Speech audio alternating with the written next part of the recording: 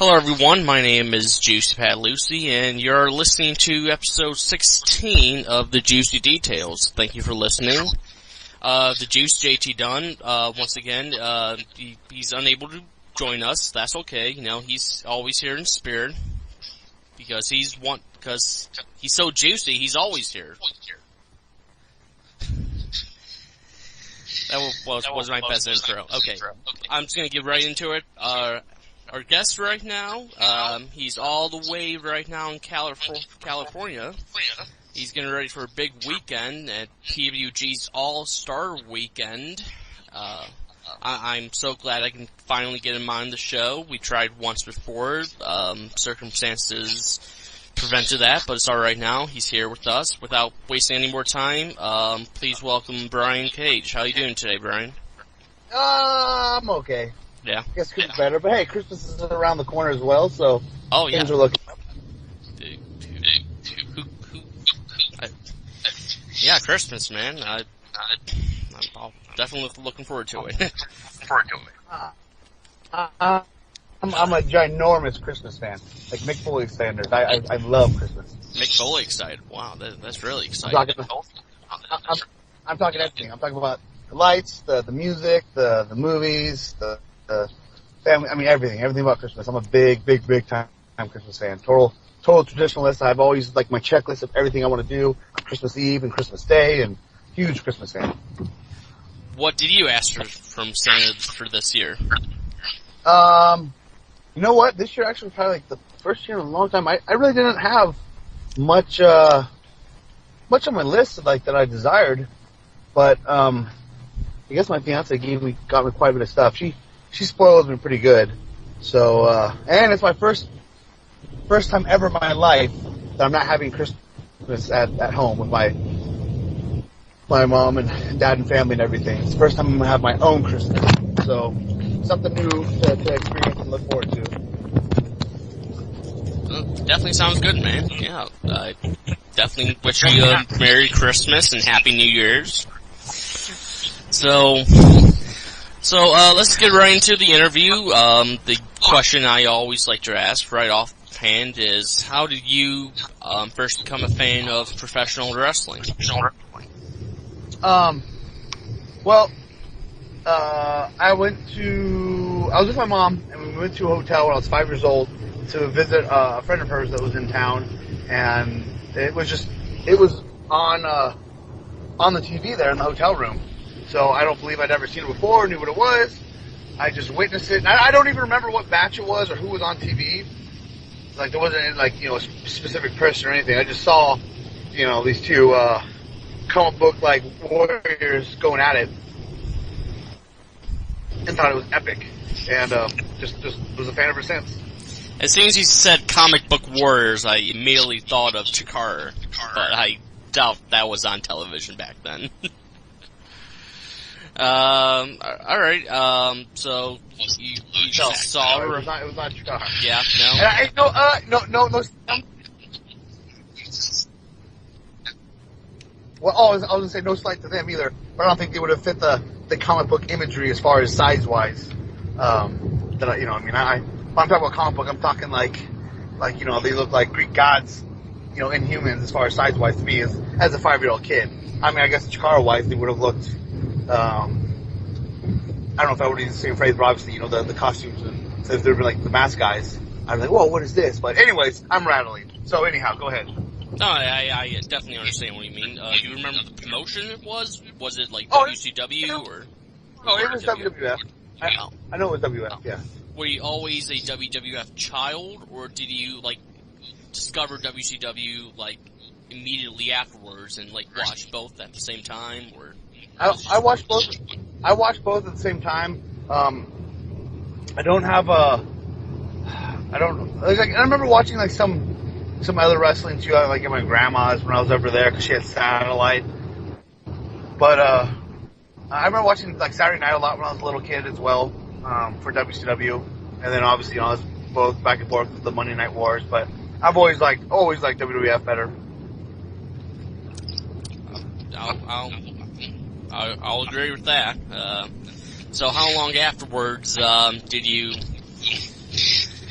decide that, hey, I want to become a professional wrestler? When I was 10 years old. I just, once again, though, I mean, my favorite then at that time was Shawn Michaels, but there wasn't like a moment that I was like, oh, you know, this is what I want to do. Just after watching it, loving it, and thinking about it, I'm like, you know what, this is it.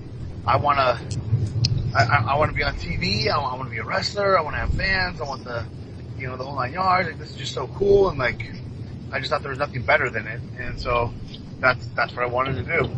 And I told my mom when I was like in 5th grade that, and everybody's like, oh, that's cute, you know, you'll grow out of that. And junior high came around, like, no, I want to be a wrestler. And then high school came around, like, no, I still want to be a wrestler, and so on and so on. And then when did you go into training? I wanted to go and train right out of high school, but I wasn't quite the effing machine that I am now. I was 154 pounds when I graduated high school, and that's hard to believe. I know everything's like I just always had it, but that just shows 10 years of hard work and commitment can change around big time.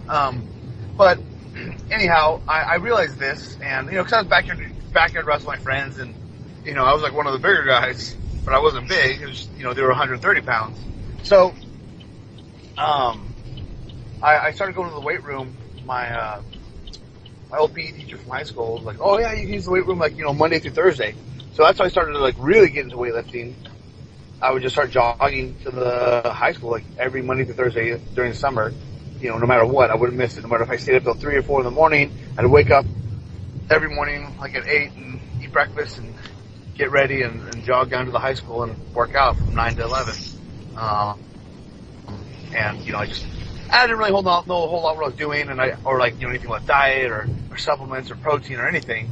But gradually through the years, I obviously just figured it all out and got my schooling on it. But I went to training. So the whole purpose of this was because I was like, I'm not going to go. I wanted to go to UPW since they had the connection with WWF at the time, or WWE, whatever.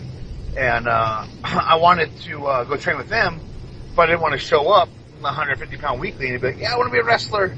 So like, no, I got to show up ready. So I started training and trying to prepare myself and get in better shape. And then meanwhile, there was a local school not too far from my hometown of Chico, California, and I started training with them, as well as my good friend Canyon, and I started wrestling. So that was probably, I think I was like around 19. So it was like a year or so after, a year and a half afterwards of high school. And then I actually ran my own promotion too, called MWF for a couple of years on top of that. Well, yeah, you just mentioned him, and I believe so. You were friends with Chris Canyon for a while, and I believe he helped your career early on. So let's talk about your friendship with him. How did you first become friends with him, and how much of an influence did he have on you in your career early on? A whole lot. Hey, actually, let me ask you this: do you know the story of how I met him? Not exactly. No, I'm just going on based on Wikipedia, so that's okay. My expertise. Go on. All right, because I've done a lot on interviews lately, and I started realizing I tell this Canyon story a lot. I mean, it's an epic story. I love it, but I've been kind of like shortcutting it lately. I'm usually a man of a lot of details when I tell stories, but this is the juicy details. Go on. Well, I just figured, I'm like, people are like interested in Brian Cage. They're probably like, oh, fucking great, the Canyon story again. Like, how many times have we got to hear this shit?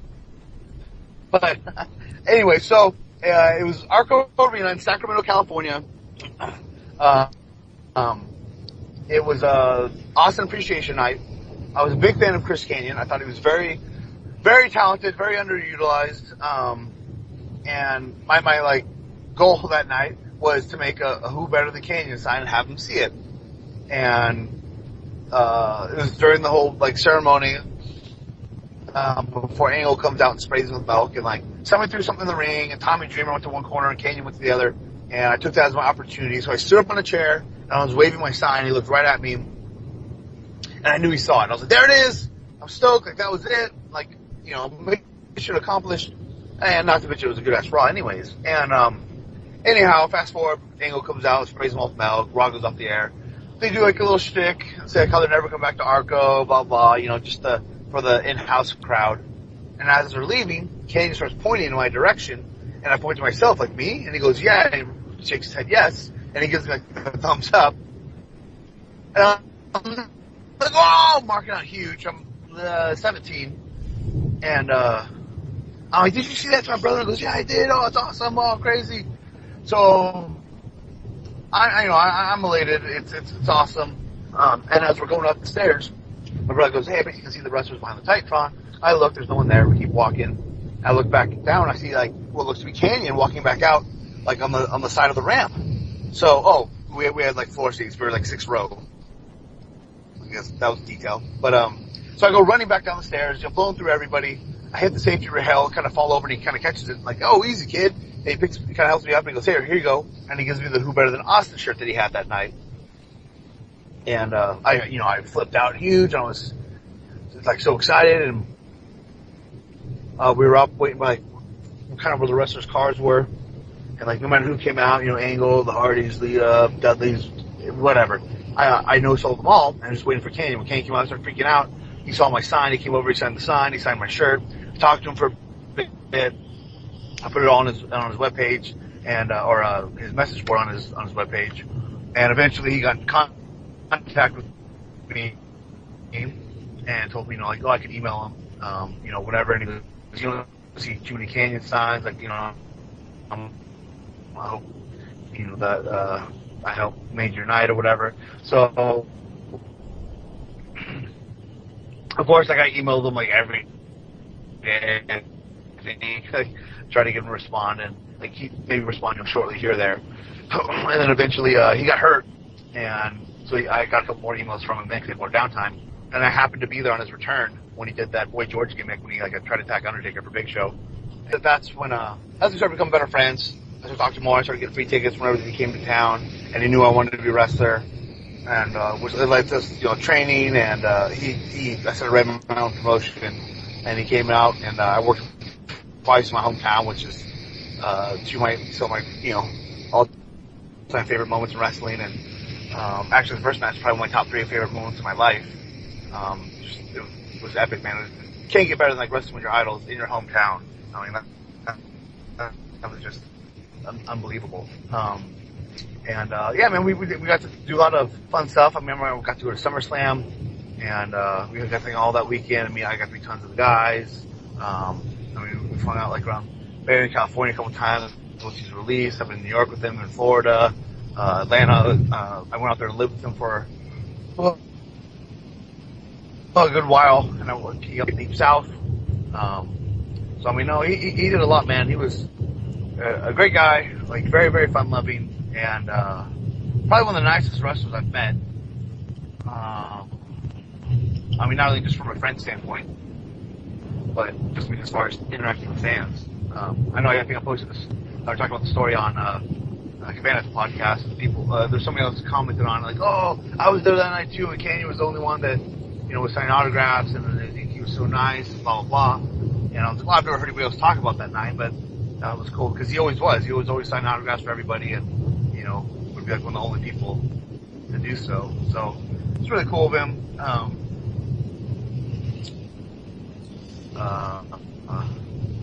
So that's basically how we got started, and how he helped me out, with training and getting me involved and getting me into Deep South. And, I took the reins and went from there. Well, yeah, so let's talk about Deep South. And when you first worked there, you were there for about a year or so, from 2006 to 2007. So, talk about your time there and working with various WWE stars and would-be stars.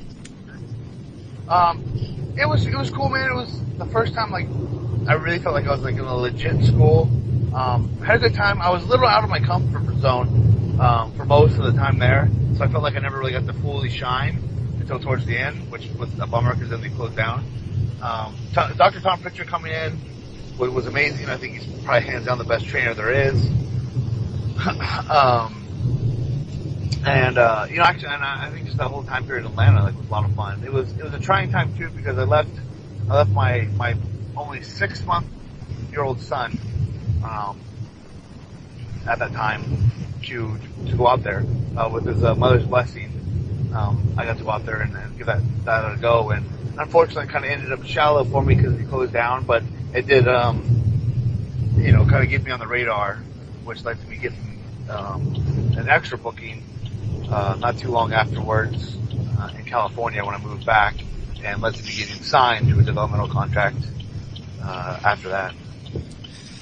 Yeah, so not a lot. So it was in 2008 that WWE did officially sign you to a developmental contract, and then you headed to Florida for FCW. So let's talk about the time you were in FCW.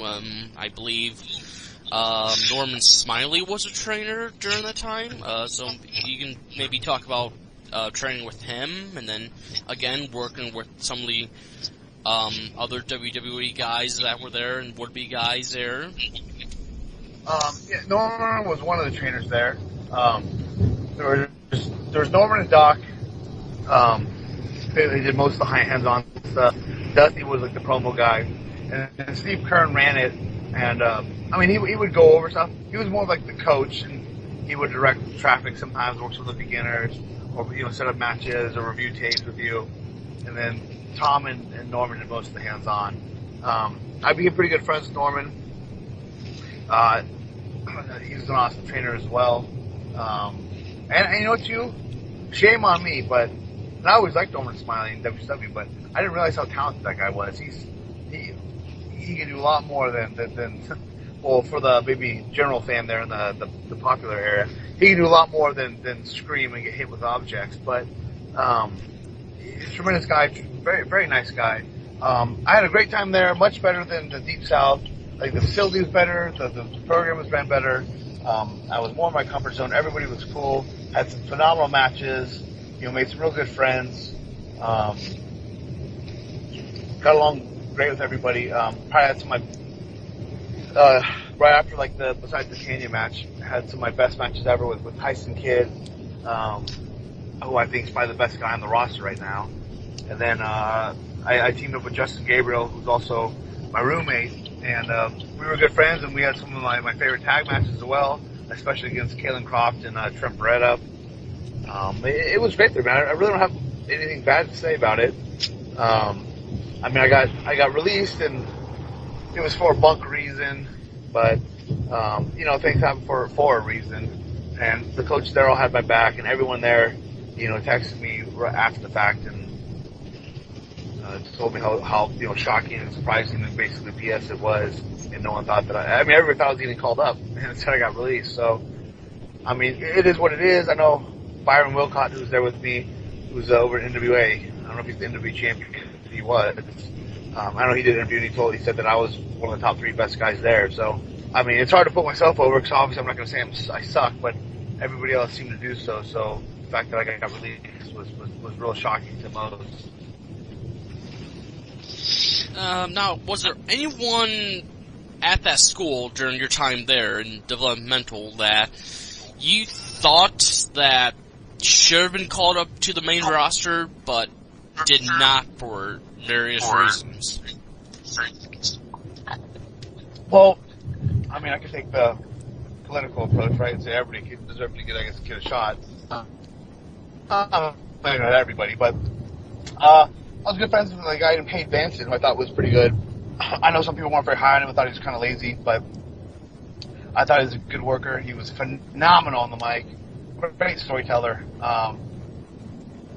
Real good look, and I thought he had a different look. He had a different accent than most other Englishmen.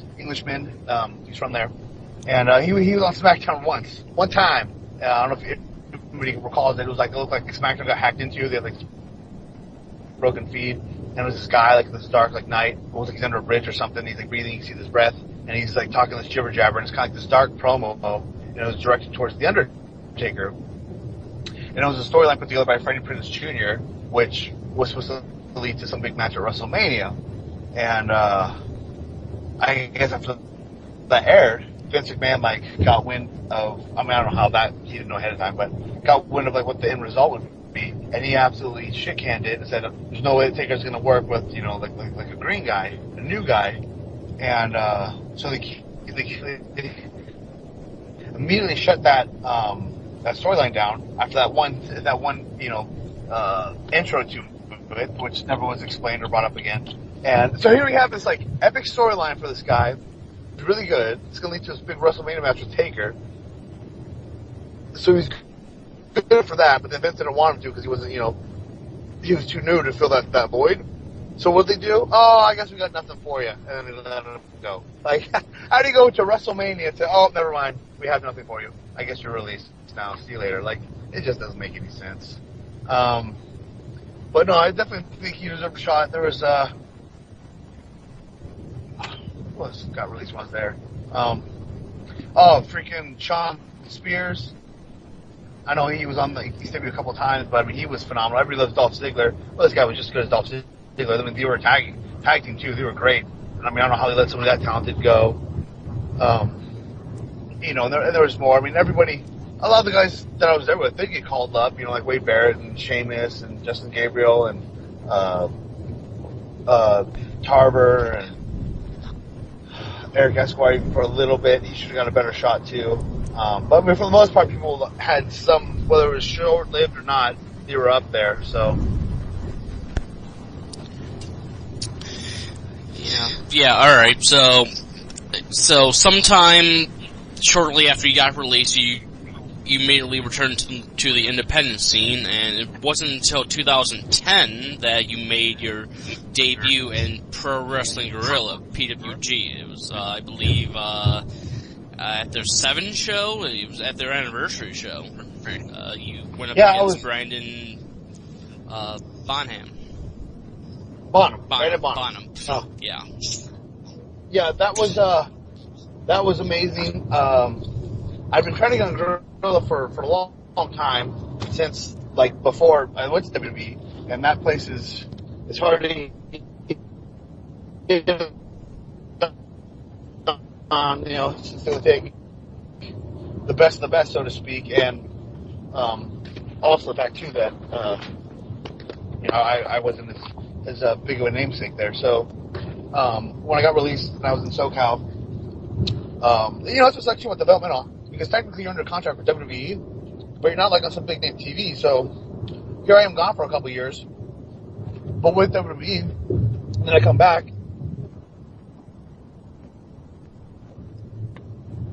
and my stock is down because it's not like I did anything over there. And I was almost trying to get on shows, and I thought that it was so dumb. Like, how do I go from having a contract with a major wrestling company to begging to get on indie shows? Like, this is dumb. But eventually, I got my shot with PWG, and against Brandon Bonham, who is one of my better friends in wrestling, and I'd been trying to have a singles match with him forever, and it finally got to happen. And not only did it get to happen at PWG, which I still hold 7 is probably one of the best shows you've ever had, and that is my other top 3 favorite match. So you have Tyson Kidd, Kanyon, and Brandon Bonham at 7. Those are my 3 favorite matches.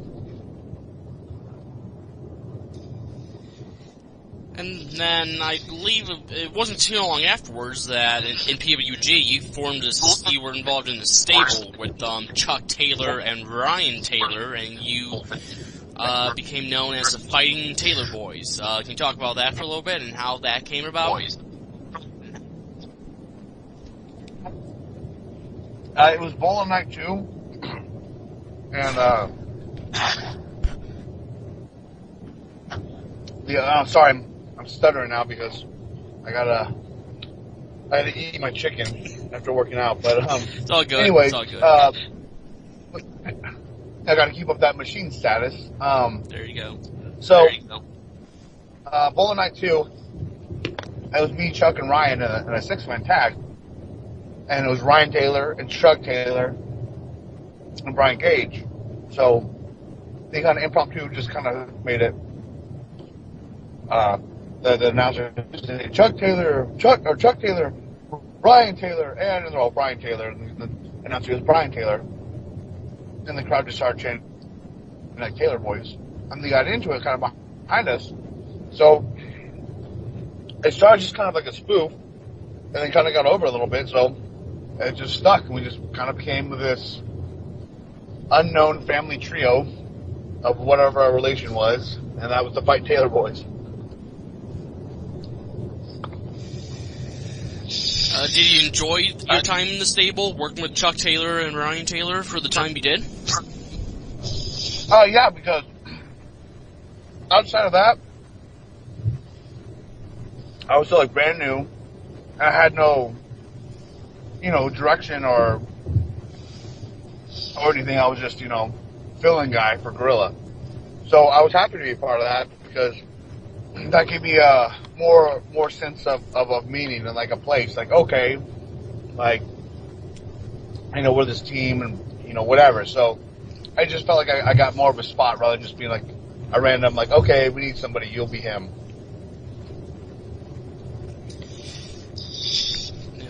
Definitely a good point.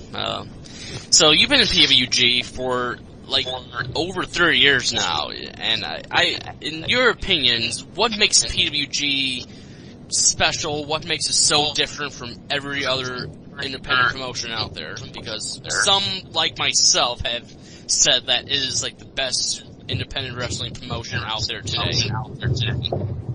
I think it's the best promotion, period. Yeah, definitely. I think you drop the independent, I think it's probably just the best. I mean, I've wrestled for dark matches in WWE in front of 20,000 people, and I think it doesn't even compare to PWG. I think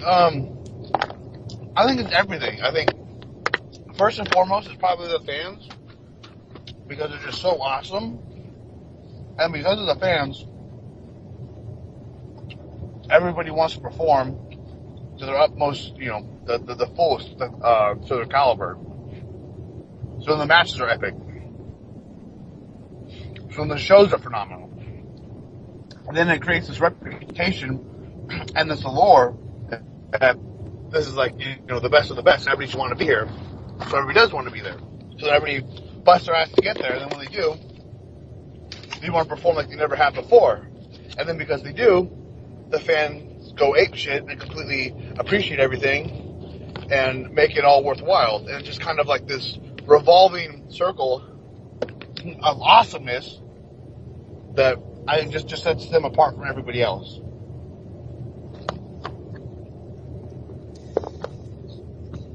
What's been one of your favorite PWG shows that you performed on? I mean, you mentioned 7, your debut, but after that, what are some of your favorite events that you performed on, your favorite matches, moments, memories?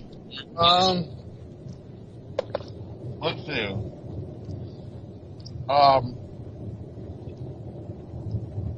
Steen Wolf was really good.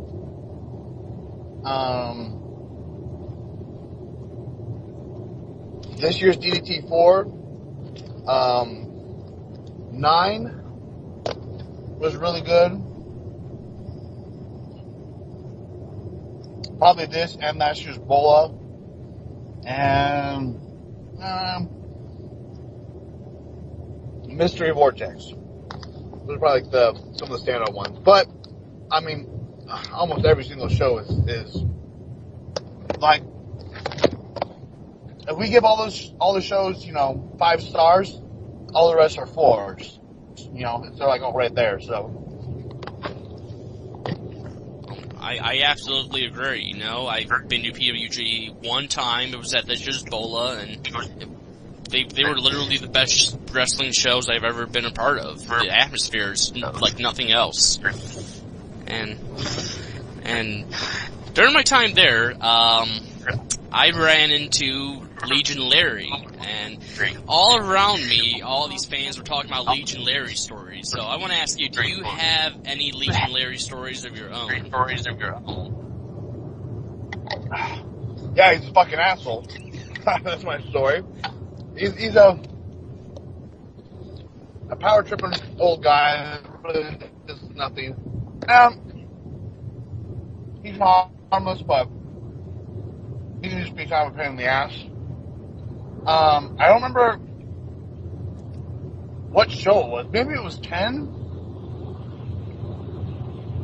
He got drunk, and he was outside.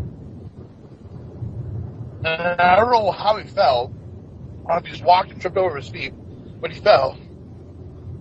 I didn't see it, but he came in like to the back, and his face was all busted up. His nose was bleeding. He had like this tissue paper stuck up in one of his nostrils. His mouth was all messed. I mean, he looked like he had the dog shit kicked out of him. But he guess he was just hammered and tripped and fell and ate shit. I thought it was pretty funny.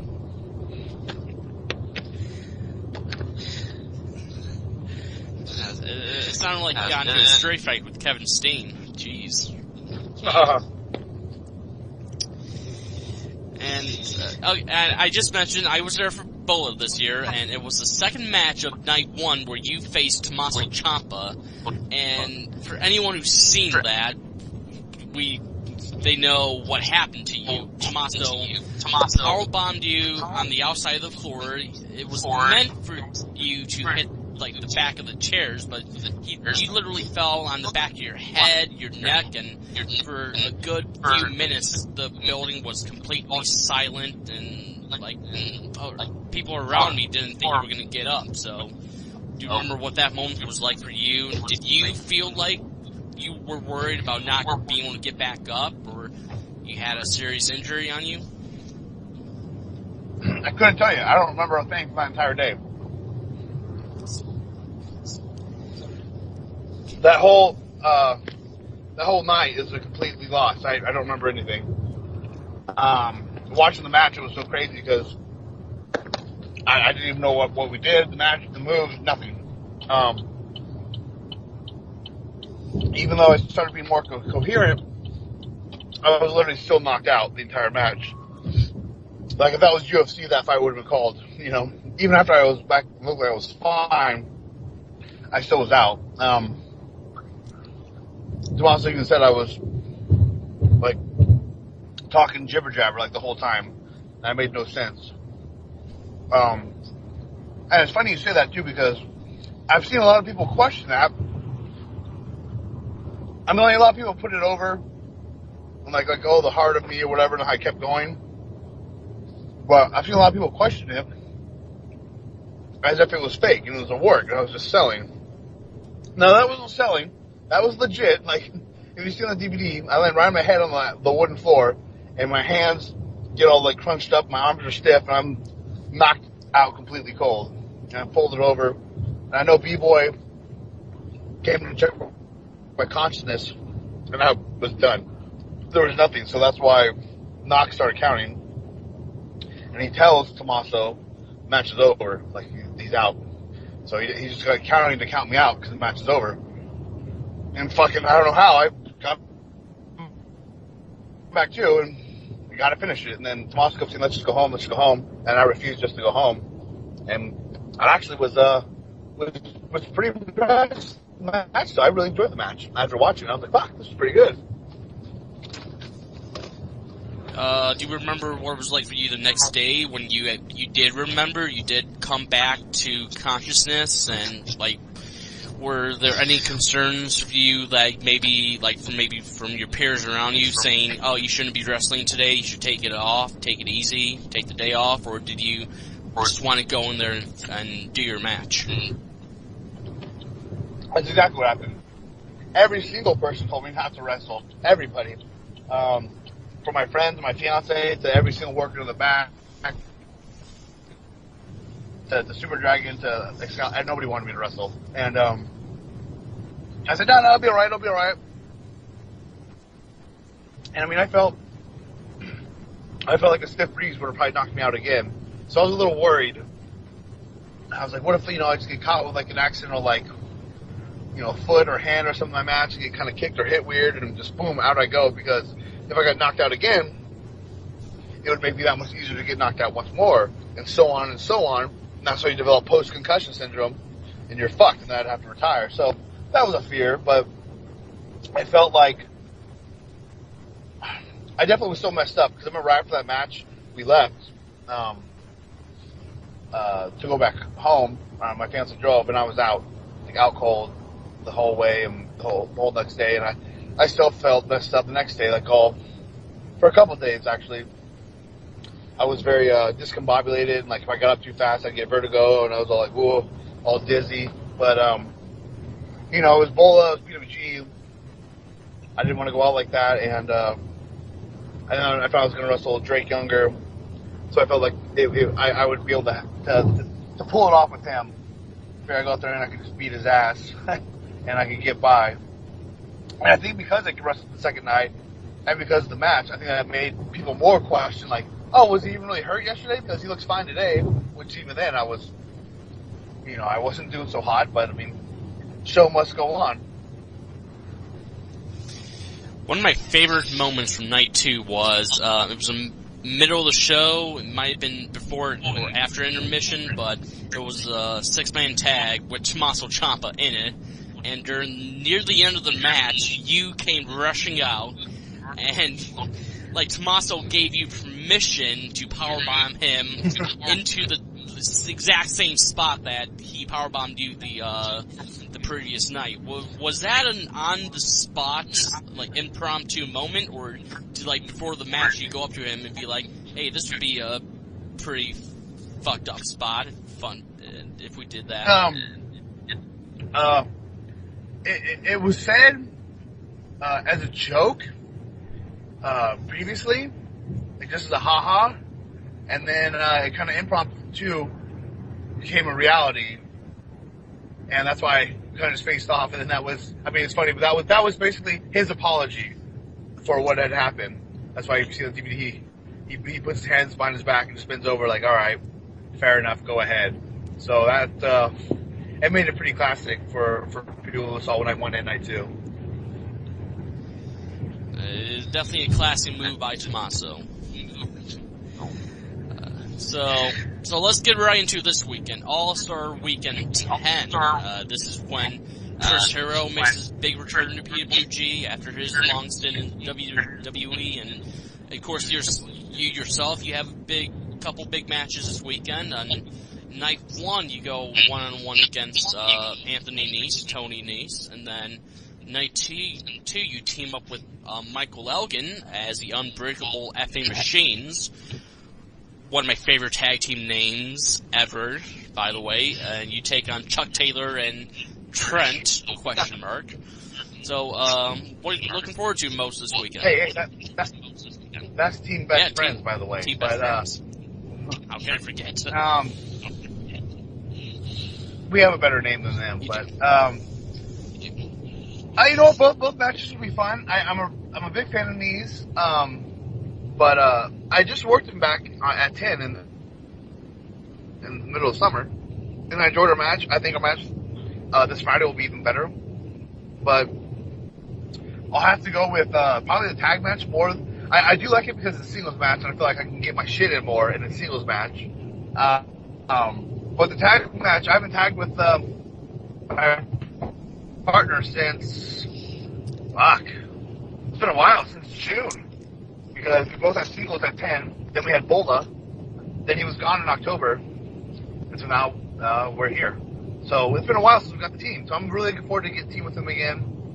And if you heard me mention earlier, my favorite tag team matches in FCW was against Trent Brenna, and I had a couple of real good singles with him too, so I'm looking forward to getting to work him again. And then Chuck Taylor, my cousin, brother, step, something, rather uncle, and I finally get to square off at PWG as well. So I think that'll be a fun match. It'll be, something new.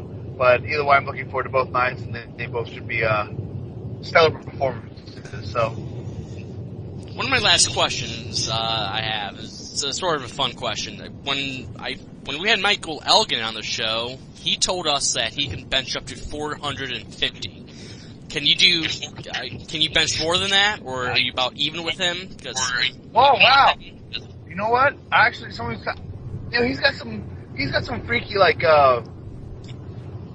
functional strength, just like some raw power that you can't even train for. He just has it, in the ring. So the moves he does, he's just got this raw strength that you can't, emulate on a bench, on a squat rack, you know what I mean? I know what you mean.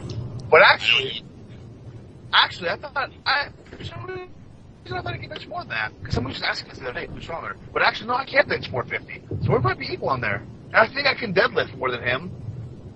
And I don't know how his back is, but I can squat a lot too. So maybe I got him beat. I'm gonna have to ask him this weekend. I just had this interview and I said Elgin was probably stronger than me. I do think he's probably stronger than me in the ring. Like I said, as far as some of the stuff he can do. But maybe in the weight room, I may have gave him too much. I may have given too much respect there. We might be closer than I think, or maybe above him. I'll find out. We might have to have a second interview to answer that question. I would love to know the results of that. You know what? I can. Let me get my shit in.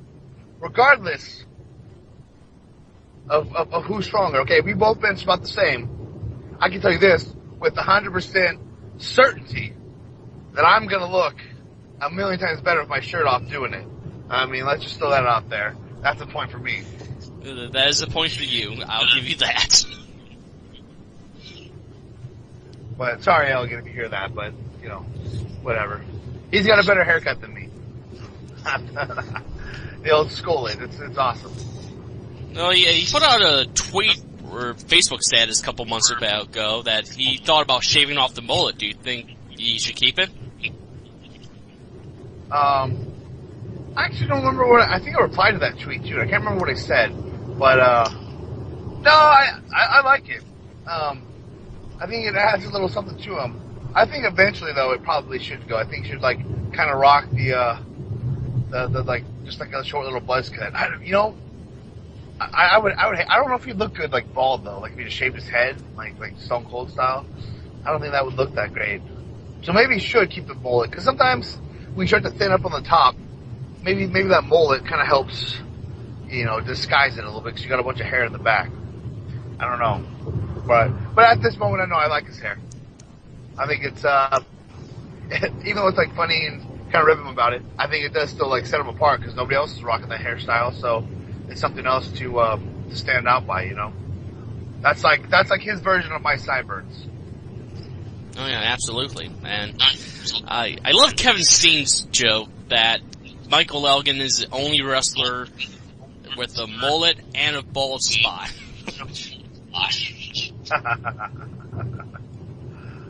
See, he's multi-talented. He is. Well, Brian, I don't want to take too much more of your time, but thank you for coming on here for the interview. Is there anything else you would like to say to wrap up? Anything you want to plug? You're on social media. Go right ahead. Wait, what was the last thing you just said about Mania? No, social media. Yeah, social where media. Can people find you? I didn't think you said something about WrestleMania, but I thought you said something Mania. What are you talking about? Yeah, you can get me on Twitter. It's Mr. GMSI_BCage. I always feel like I'm going to botch my own names. Brian Cage on Instagram, and /Brian Cage on Facebook. Or you just look me up for Brian Cage button. And on the Facebook subject, I'm gonna start plugging this more. For all the fans, whatever, you can push my like page, Mr. GMSI like page. That'd be cool if you like it. But I'm not being a dick, but I'm not gonna add you on my Facebook if I don't know you, because I know I did MySpace days too. Because then I have all your feed, and I have 1,000 people's feed on my Facebook page, and I don't know who anybody is, and I can't find the people I wanted to find out. So that's why I just don't usually add people. And then a lot of times too, there's people waiting for an ad request that I don't even realize, because I overlook them or I don't see them. But that would being said, that's why my profile is unblocked so people can see everything. And everybody's more than welcome to send me a message, because I respond to anything and everything from everybody. So I'm definitely going to interact with fans. And then maybe from there, maybe depending on how it goes or what the conversation leads to, then I would add. And I'm not like a big megastar where I have 10 million people trying to add me, but I'm just throwing that out there just so people know. I'm not those selling ad requests. I just usually don't do it. As for anything else, for any of those that are going with PWG, you're in luck. For be a hell of a show. For any of those listening that's never been to PWG, what the hell is wrong with you? If you're a fan of wrestling, that's the only show you should think about going to. Sometime next year, then figure out when it's available. Go to PWG. I'm telling you, you will not regret it. I mean, that's the main show. When people try to dominate wrestling, tell me how dumb it is, how lame it is, how fake it is, whatever. You take them to the PWG show, they're shitting their pants, all right? That's the real deal. That's real professional wrestling. Ain't the sports entertainment garbage. It's fantastic. Like you said, the crowd, the environment, the lore of it. I mean, it's so hard not to. When you have people, we get, so many celebrities there from like True Blood and Newfound Glory and Paramore and stuff that come and watch us and put us over because and they're not even fans of wrestling. They're just a fan of PWG. It's almost like it's its own own thing. It almost has its own category of professional wrestling. Outside of that, man, I don't know. I gotta find out if I can lift more than Elgin now, so I'm looking forward to that conversation. Yeah, absolutely, and I 100% agree with you on PWG. Hope I can be back every year for Bola, because the experience I had at Bola was nothing else. Like, nothing else. And I'm sure this weekend and All-Star Weekend is going to be just as good, if not better, because I feel like lately PWG shows are just getting better and better with every show. No doubt about it. They have been, probably since late last year, probably since maybe even Bola last year, it almost seems like, or 90 maybe that's when it started. It just seems like it's just been on this like I said, none of the shows are bad ever, but it's been on a pretty good uphill climb, like consistently month after month after month, for a while now. So, I mean, no matter what show you do ever go to, it's not like a bad one. So, I mean, and if you go to the worst PWG show all year, it's still probably better than 9/10 of what's out there. So, yeah, I remember on Bola Night 1, like regular PWG fans were like, well, yeah, the show was average, it's not the best show of the year, and for someone like me being at PWG for the first time, I'm like, holy shit, this is one of the best shows I've ever been to. So it blew me away. It's just by every standard you can think of.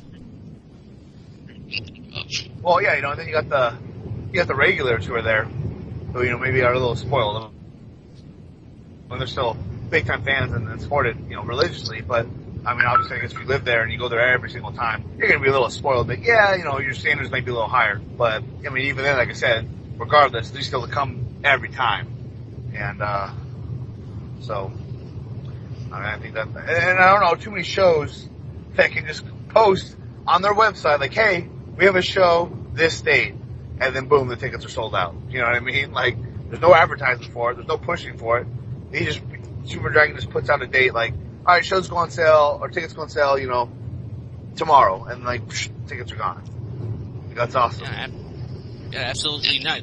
For Mystery Vortex, they only announced one match for that show, and yet the place was still sold out, packed to the ceiling. So, yeah. I mean, look at it this weekend. We're a couple of days removed from Christmas, or before Christmas, removed. And they're running shows, which is kind of unheard of, but I remember he said it's not going to matter. And he's probably right. It's probably not going to matter. Except we're still going to come because it's PWG. I agree, man, and I hope everyone. And speaking of, to cut you off, since we're on this big PWG love fest, I actually think that maybe the workers might even get more excited about PWG than the fans actually do. Because, I mean, obviously all of us love working there, and we love showing off our talent. More so, the reason everybody goes so hard is because, like I said, it's so appreciated. And, so it's so awesome. It feels like you're almost invincible, when you're there. That's why you want to, pull out all the stops or just, have the best damn match possible or take the most ridiculous moves possible or whatever the case may be. And I just know that everybody kind of gets that, giddy excitement. Like we talked about Tommaso earlier, his promo was exact. We said it was like the Disney World of professional wrestling. I mean, it really is. Disney World of professional wrestling. I think that should be their slogan from now on. Well, once again, Brian. Yeah? I'm sorry, so TNA has the This Is Wrestling, and PWG could have Disney World of professional wrestling. I like it. But I like it too. Well, Brian, once again, thank you for joining us. Any final comments before we sign off? Once again, you know what? Not really. We'll start rambling again. So, wish me luck. Thanks for having me, and I bid you adieu.